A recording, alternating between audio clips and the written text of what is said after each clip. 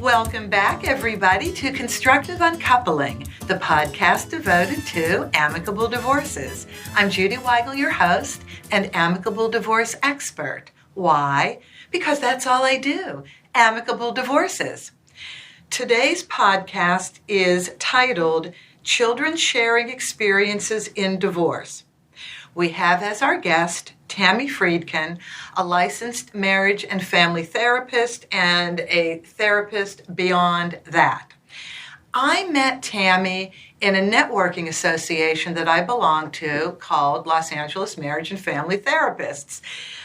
She was so interesting to me that we had lunch one day, and in talking with her and learning about her background, I said, you absolutely have to come on and share your experience, the way you have worked with children and now continue to work with children in divorce, because this is the most important topic between assets and debts, any other considerations, it's the children. Tami, thank you so much for coming on. Thank you so much, and I'm just so glad that I can come and talk about such a wonderful topic that's so close to my heart and that people need to hear. Yes, and people need to hear this about your background too before we get into the questions. So Tami was a counselor in the Los Angeles School District for 17 years, and she did something that I have never heard of another counselor doing. She worked with all age groups of children, both individually and in groups in the school, but they were all children experiencing divorce. And when I heard that she worked in groups, little support groups of children, we're used to that with adults, but I'm not used to that with children. So that really piqued my interest. And Tami, I'm just going to start with the questions now. What were your most compelling experiences with children going through their parents' divorce, but it's their divorce too, in terms of how they frame it? But what were your most compelling experiences when you were a counselor? Well, I saw several really serious issues coming up that kids would talk about that would cause them so much anxiety. And one was often when one parent would talk about the other parent in a negative way. Or even if one parent would ask the child to be in the middle by saying, can you ask your mom if you can come on Saturday? Scheduling issues.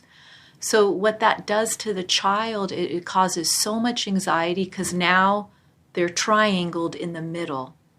And then what I would see happen is, as a result of that, their grades would go down, they would have anxiety, they would get depressed. And I would hear this from several kids. It would be, the concern was, my mom says bad things about my dad, or my dad says bad things about my mom. And it's confusing because children love both of their parents.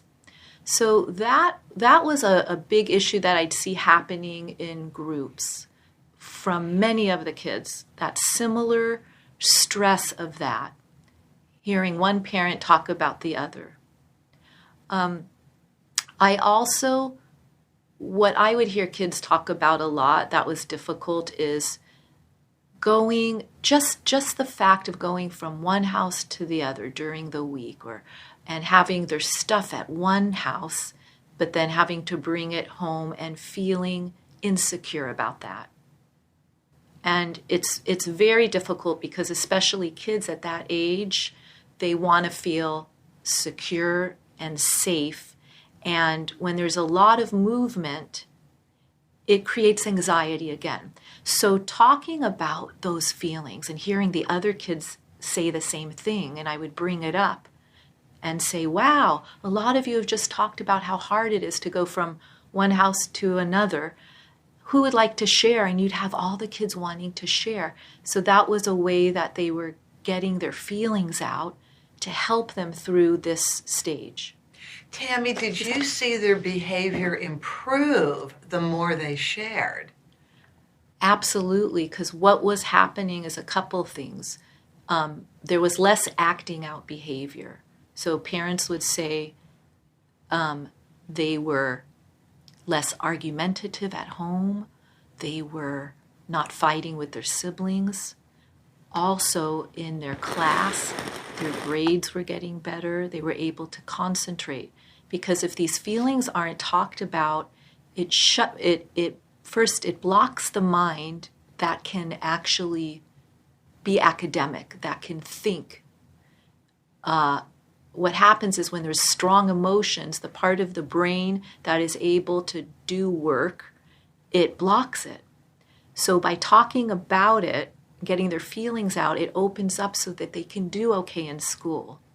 And also acting out, since their mind is not developed like adults, they have a difficult time being able to express that, like, I feel sad or I feel angry. So they act out their emotions. And so the acting out is by fighting, by taking things, by doing any kind of behavior that's not appropriate. So what I would hear is that those behaviors were better. I had one fourth grade little boy I was working with, and mom came in and said he was constantly screaming. He'd have outbursts. He wouldn't want to go to school when she would say it's time to get up. He was arguing, angry.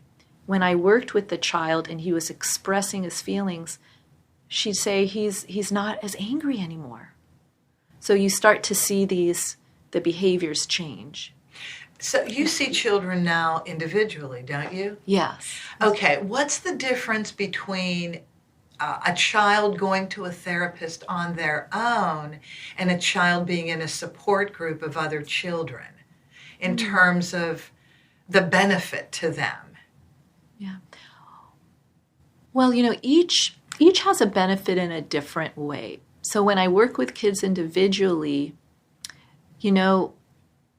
I can get to the issue more quickly because my attention is just on them, and whatever their issue is, I may be reading a book which talks about what they're going through, or having them draw pictures and talking about it, or showing them a special little video. And so in some individual is very good because you can get to the issue. But it's also nice, the support of hearing other kids too also helps them because they see I'm not alone. Yes. And is there a common thread that goes through most children's reactions to divorce? What do they say? What do they want? What do they do? Is there something what is that? So most kids that I talk to, they always have the wish, the desire, I wish my mom and dad were together. Aww. So that is always what I hear. I wish they would be back together.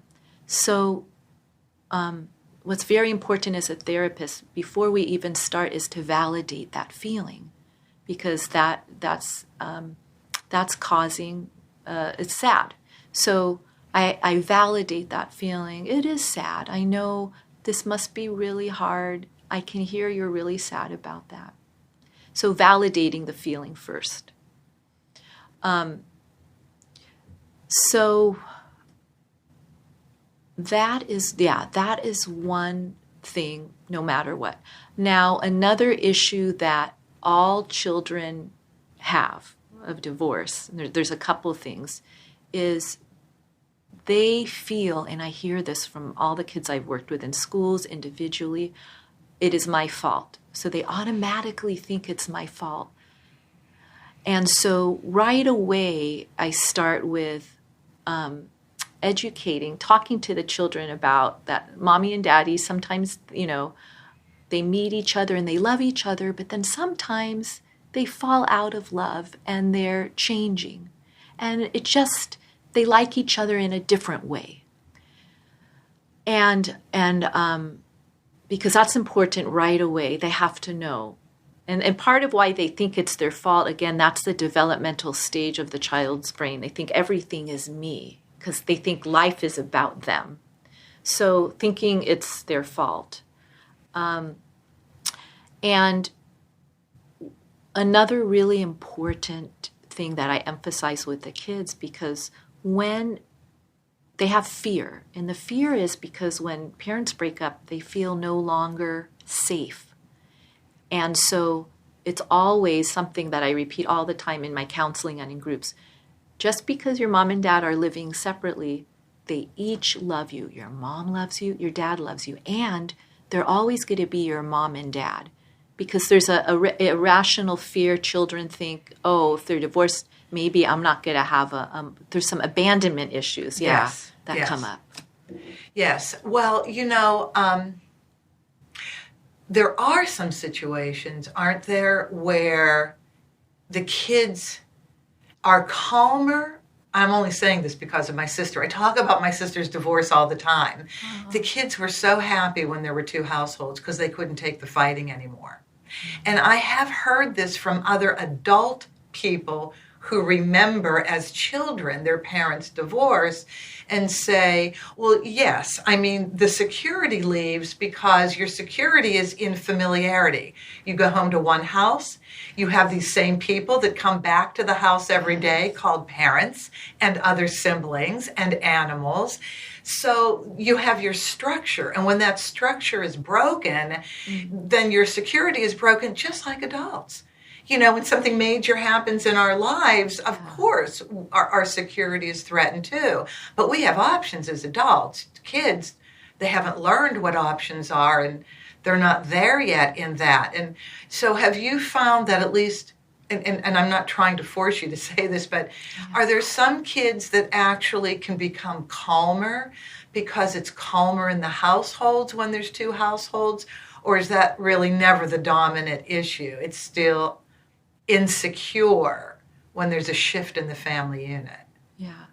I think that the insecurity is the first thing, but then there's been children and families where they have been so traumatized by the fighting, of their parents fighting and seeing the fighting and even seeing sometimes physical abuse, that we do talk about now that your mom and dad are not living together and they're not fighting. Do you feel better? And they will say yes. So absolutely, like the positive part, I will talk about, and they will say that. Was that the?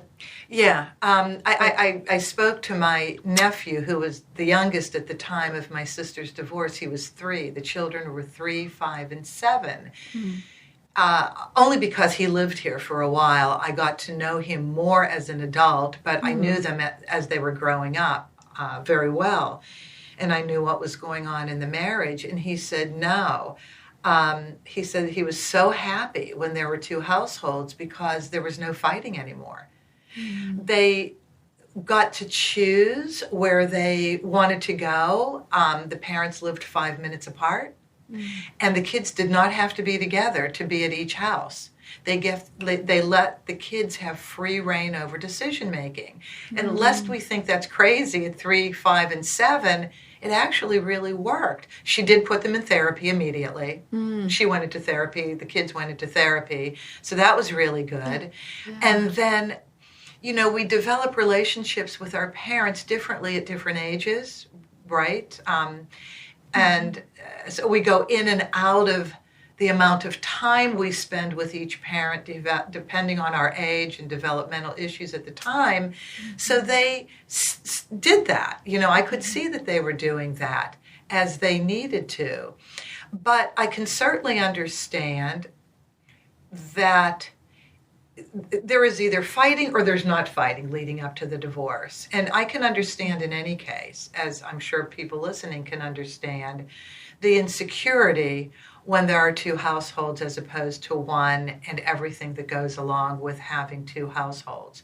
Did you ever recommend something like, if the parents can afford it, having duplicate sets of things in each house? Yes. And it's interesting because I was reading a little bit about that a couple days ago, and that's actually one of the things that helps kids feel secure, to have like, for instance, a toothbrush or whatever they need, so they don't have to bring it back and forth. That makes them feel whatever their special toys, that they have a home here and like secure.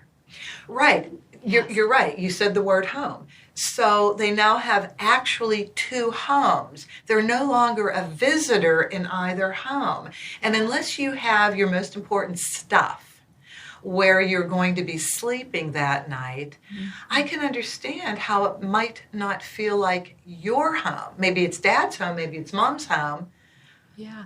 Yeah, and sometimes, what I'll say is to a child, if they have more than one, let's say 2 favorite, let's say animals, or have one at each place. Yes. Right. So let's say something that's special to them, I will encourage them to have, 2 of them, so that they can have one here and here, so they feel like a home. Tami, are you talking about stuffed animals or actually breathing animals? Yeah. Oh. Did you mean stuffed animals for young I'm kids? talking about, yeah. Okay. The little, but actually. Pets are a big deal. Actually, animals too. I mean, that, and as you're talking about it now, that could be a wonderful thing too, to make them feel. One of the little boys I'm working with now, whose parents are divorced, he just got a very special, a snake that he loves. And actually, when he talks about it, but having something at the other home too, that could very much comfort and reduce that anxiety of the, yes. And give them something to look forward to beyond being with their parents, of course. Yes. Okay, so now I wanted to ask you this. So what are some warning signs for parents that their child may need therapy? And I just put a few examples down that are normal, but flesh this out.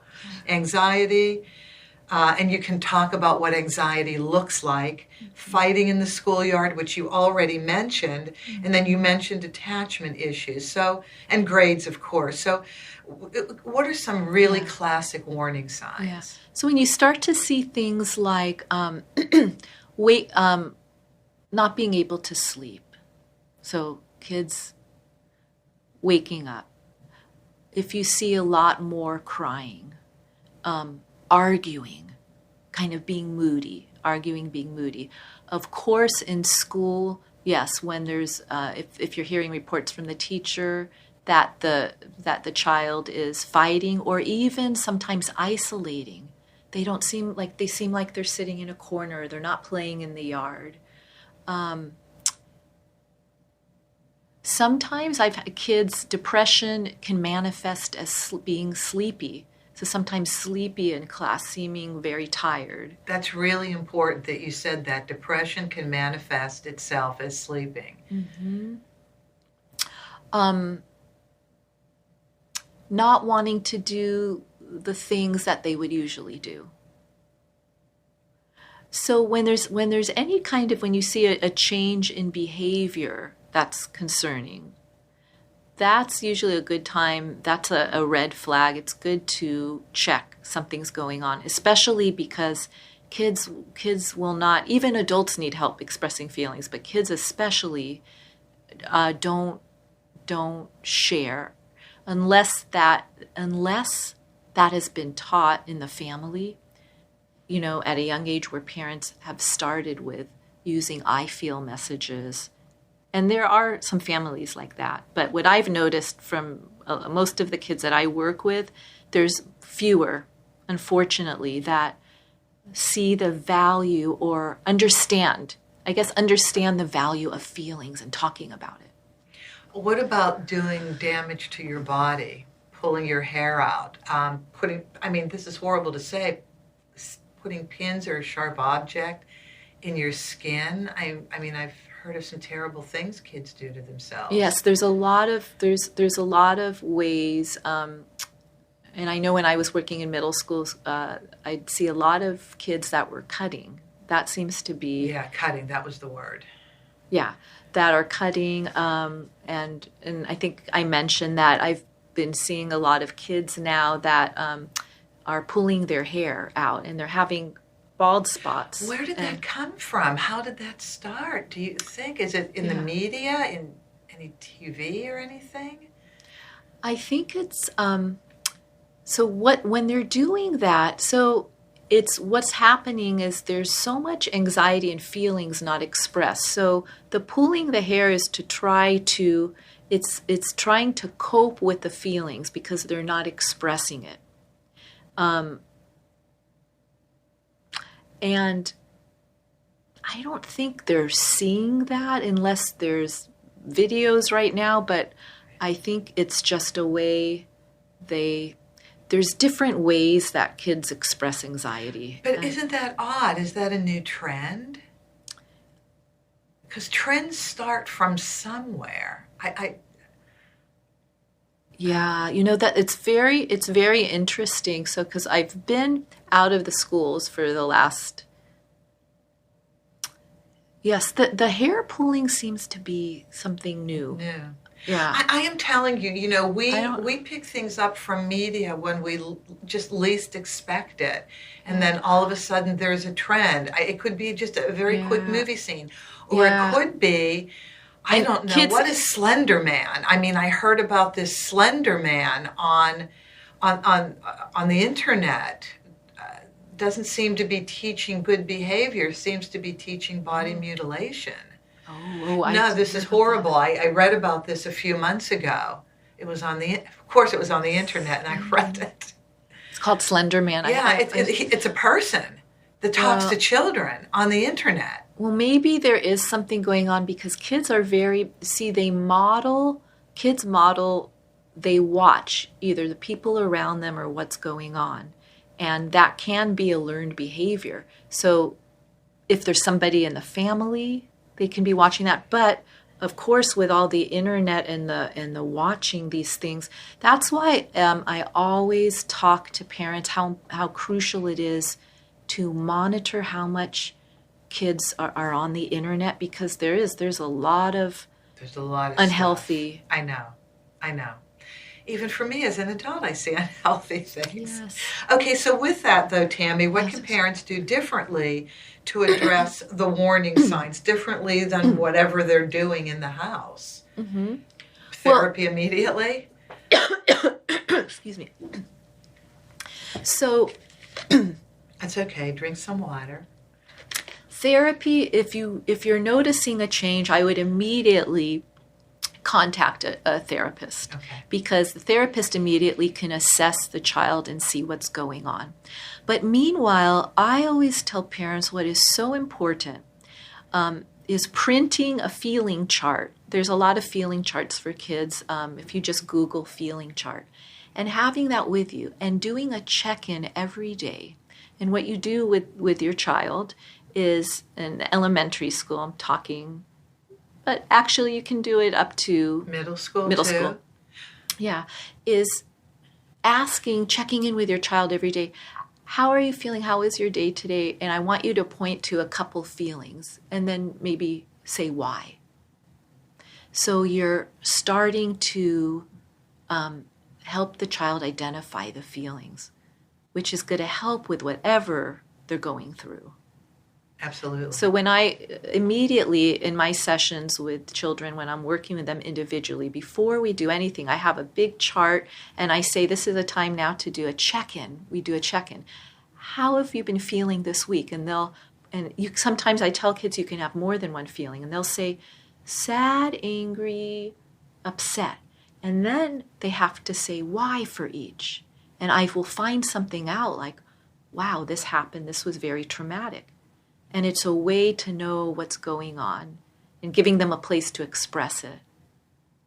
What about the teenagers? How do the teenagers deal with this? Because it affects all ages. Do you see teenagers, or do you mostly see up to middle school? I do see teens. And teens, it's very different because the age, and I work with teens individually, because teens are in the stage where they are separating from in order to develop an identity, they have to go through this kind of rebellious where they don't want to share anything with their parents. And it's not a rejection. What it is, it's how they're figuring out who they are with separate from their family, how they get their identity. But at the same time, they still need nurturing. With teens, what I have found working with them is you have to get on the boat with them, meaning you have to more get into their world and listen to what they're talking about. If you start to question them, why are you doing this, or who's that friend, they're going to close up. So when I have a teen talking about, oh, my friends, and they're going through and they were texting me, and I'm working with a 10th grader now, so 16, the reason she opens up is because I kind of get on the boat with her, meaning, oh, okay, so he was saying what? And, oh, so what do you think about that? You have to meet them at their level. And then if I hear something that I'm concerned about, well, that person sounds like he could maybe it's not safe for you. Maybe it's not good for you to hang around this person because it doesn't sound like he's respecting your feelings. So it's different working with teens.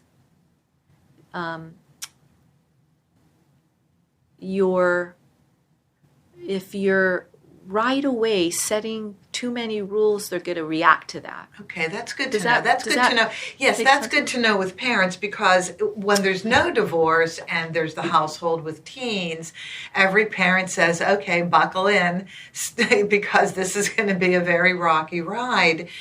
And I have cats, not kids. I say this all the time, but I have a lot of nieces and nephews, plus I was a kid. And I don't understand, and you can explain this to me if you don't mind, and the listeners. I don't understand why parents don't take a different approach with the teens. I know how I wanted to be handled as a teen. Certainly I wanted to know my parents were there to catch me if anything happened, but I also wanted to express myself in the way I wanted to express myself. Yes. Why do parents argue with their kids? Why, when a teenager, okay, this is the thing that made me absolutely crazy as a kid. Why, when a teenager is willing to share their thinking with a parent, will a parent crush them? Okay, so that's a really excellent question. Murray Bowen, who was a famous family systems therapist, he talks about something called multigenerational transmission. And what that means is, however the parent was parented, so if they had a father or mother who they weren't allowed to express feeling, automatically they're going to be that kind of parent until, now there's a way to break this multi-generational transmission, and that is when the parent, and that's why I encourage, it's so important for parents to have their own therapy, to look at their family of origin, because as they become aware of that, oh, like my father, I wasn't ever allowed to express a feeling. He would be so hard on me. I'm doing the same thing with my child. As they start to be aware of that, then they will be able to change some of those patterns. And a lot of these patterns are subconscious, they're unconscious. So by being aware of that in your own therapy, John Bradshaw, who is an amazing therapist, and he has a lot of wonderful books I always recommend. One is called The Family. He has always said that the way to become the best parent, and parenting is one of the hardest jobs ever. Hardest of all. Cats are easier than kids. I know this. Yes.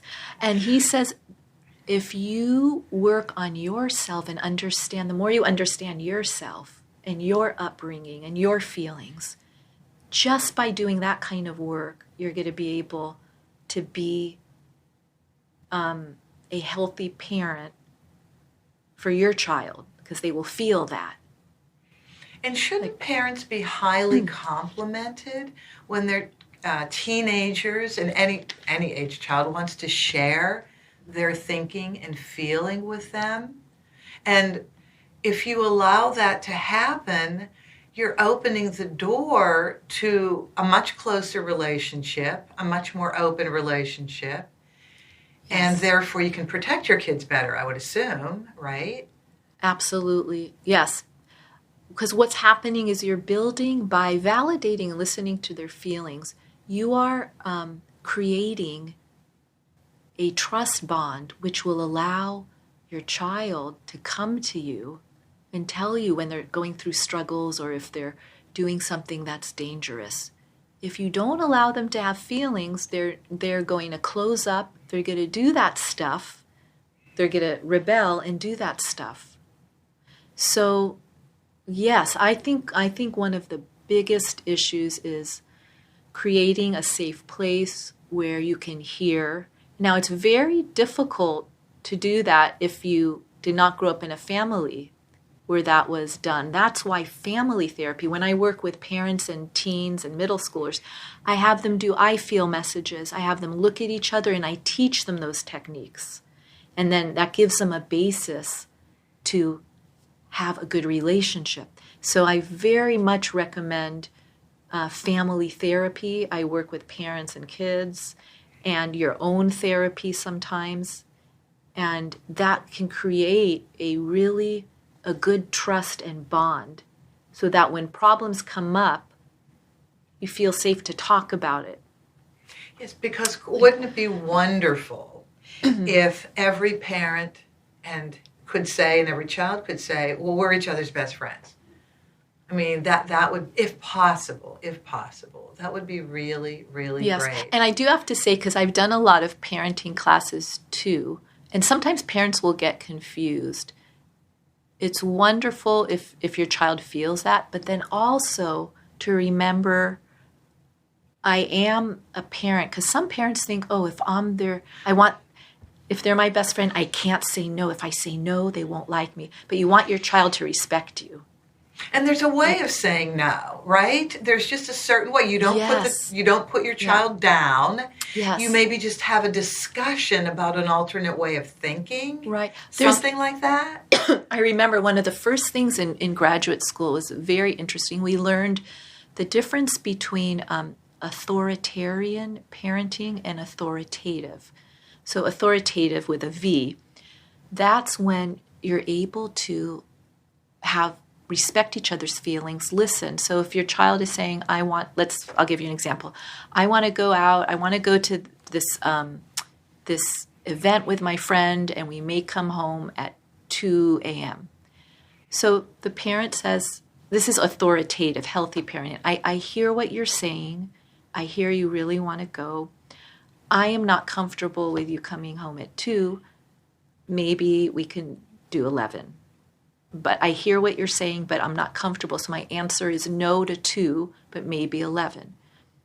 Now that's authoritative. So you're respecting, you're saying, I hear your feeling. Now authoritarian would be, how dare you even ask me? The answer is no, and there is no discussion. We're not even talking about it. That's authoritarian, which is controlling. And that is not helpful, because that's when the child will have anxiety and rebel. Yeah. Yeah, and that's so easy to do. The parent goes in fear mode, right? A lot of times, and feels their job is to control somehow, some way. I want to go to something super important, and that is bringing new partners into the relationship. Now, I'm a mediator and what's called a legal document preparation company. So I file for amicable divorces and I write the settlement agreements. Sometimes we mediate them, sometimes they don't need to be mediated. But what I hear from the parents is discussion about what are the rules for bringing new partners into the relationship. And a lot of parents want a committed monogamous relationship for at least 6 months, some want a year, so that there's stability. When you bring a new person into the relationship, there's stability. But I want to address this from the child's point of view. What do children want when their parents have other relationships? A, the length of time from when the divorce is presented to them to the time when a new partner is presented to them, to them accepting anybody new into the relationship. Yes, that's a very it's a very crucial and really important question. There are some different theories about this, but what I have found is, because separation and divorce is traumatic for kids, I have found parents rush too quick, and the going too quick is damaging. It's not helpful.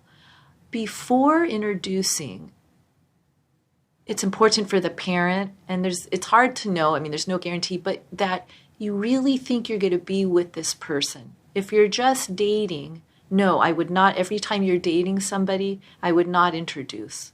That's very, that's traumatizing. I'm working with some adults who, as kids, they would say, oh, my mom was dating so many different people, and as a result, they have picked wrong people, and it's affecting their marriage. So I would wait to introduce until you think if this person is kind of long-term. But what do the kids want?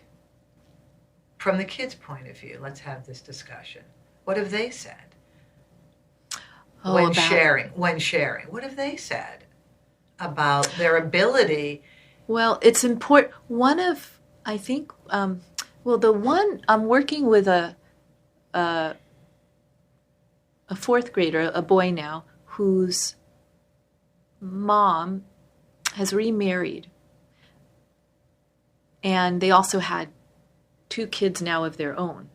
And the father favors his own children.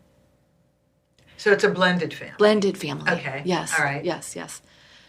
And that's very, kids will feel that. That's one thing kids will feel that immediately. They're going to feel that, and it's really going to harm the whole family system. And there's a lot of problems as a result. So for a blended family, it is very important that for that parent to act in a fair way and treat all the kids the same, because the kids will pick that up. And even the little boy I'm working with, it causes depression.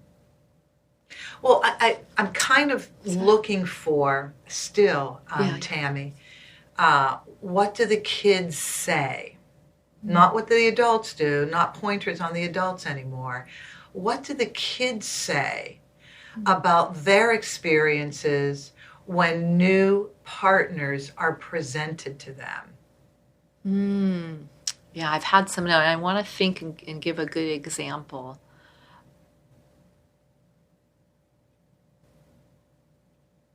Well, let me help you, because I get this in the office. Yes. And that is, my child said that they're okay that daddy or mommy has somebody new, but they just want to be with daddy or mommy when it's their time to be with daddy or mommy. They don't want the new partner around.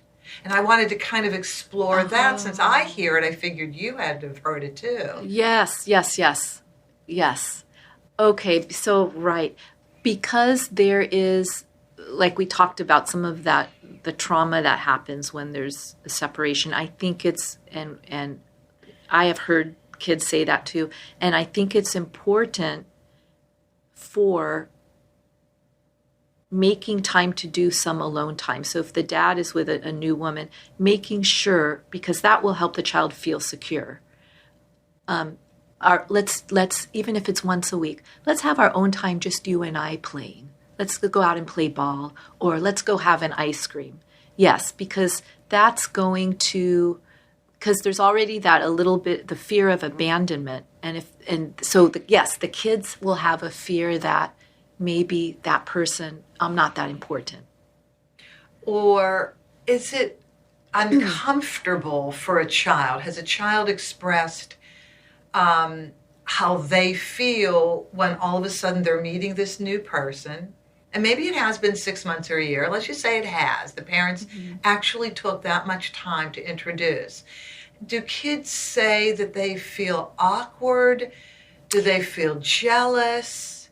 What are they expressing? They will usually say if there's an issue going on, like the one fourth grader I'm working with, he came and I always check, how do you like your the new person? Well, he doesn't, he always treats his kids better. He's not fair with me. Ah. He's not fair. He when I get in a fight with one of them, even if it's their fault, he'll side with them. So okay, I can with their own child. I can understand that. I can also understand the awkwardness of an adult now putting the blended family together and being a little bit reluctant to be a parent to the other child, the same as they're a parent, whatever that means, to their own children. Is that yes something an adult goes through, therefore the child picks up on it? Yes. So I always recommend now, blended families absolutely benefit from therapy because the dynamics, it can be there's a lot going on there and a lot of feelings, just like you said. And so being able to come and talk about those things, it's going to make the bond and make the transition flow. I just can't imagine being a child of divorce and then being introduced to new people unless this person is so cool and what they experienced in their other parent was not so cool. I can see that as being joy because I've talked to other adult people that said, no, oh my gosh, I was so happy when mom married this guy or dad married this woman because they were such wonderful people. I do hear that too from the adults reflecting back. And it just reminds me also of an adult client that I have that she said what was sad for her is when the new husband moved in, she was sad because her birth father had built the house. And now he was no longer in there. So I think there's going to be, to answer your question, everyone's going to have individual based on their experience. So she said, when I was in middle school, that made me sad. She said it was awkward that this man was now living in here, in our house. I can imagine. And she also picked that up because the dad would say that. This is why parents have to be very careful. Dad would say, oh, I'm not in there. And she would pick that up from him. I'm sad because I built that house. And so parents, it's when there's a separation or divorce, everyone goes through a trauma. And sometimes, parents forget they're having these feelings and they'll share it with their kid who's there. But it's really important to get your own therapist because whether they're a teen or even in college, it's too much for a child to hear that. And they're trying to struggle with their own issues. So it's very, again, I couldn't recommend it more, that everyone needs to have their own therapist. And this is a perfect time to segue into how do people get in touch with you? The time went by very quickly. Oh, wonderful. So I'm concluding, Tami, how do people get in touch with you? Well, I'd love to help anybody. The best way is to call my office phone, which is area code 310-844-3900. Say it one more time. 310-844-3900. That is a confidential voicemail. So if you will leave your name, and I get back to clients very quickly. Okay. And everything is confidential. I'm the only one that hears it. And also, my email is, I'll spell my last name, F like Frank, R-I-E-D like dog, K-I-N like Nancy, capital T like Tom, at AOL.com. So Friedkin, Friedkint at AOL.com. Yeah. And lastly, you take insurance, right? I do. So Okay. do you want me to tell you which insurance? Sure, go ahead. So currently I'm a provider for MHN, Health Net Insurance, Blue Shield, Blue Cross, Cigna, and Beacon, which covers LA Care. Okay, that's wonderful. That's wonderful. Thank you so much. I want to thank you for this. This was great. You brought a new perspective in here, especially with working with the groups, children in groups. Amazing. And I want to thank all of you for listening. This is Constructive Uncoupling, the podcast devoted to amicable divorces. I'm Judy Weigel, your host. I am also located in Los Angeles. If you would like to get in touch with me, provide any topics you would like to hear about for this podcast, I can be reached by my email, Judy, Judy, at constructiveuncoupling.com, Judy, Judy, at constructiveuncoupling.com, or my business, Divorce Resource Incorporated. Divorce Resource Incorporated, I'm on the internet, all of my contact info is there. Thank you so much for listening, and I'll talk to you next week.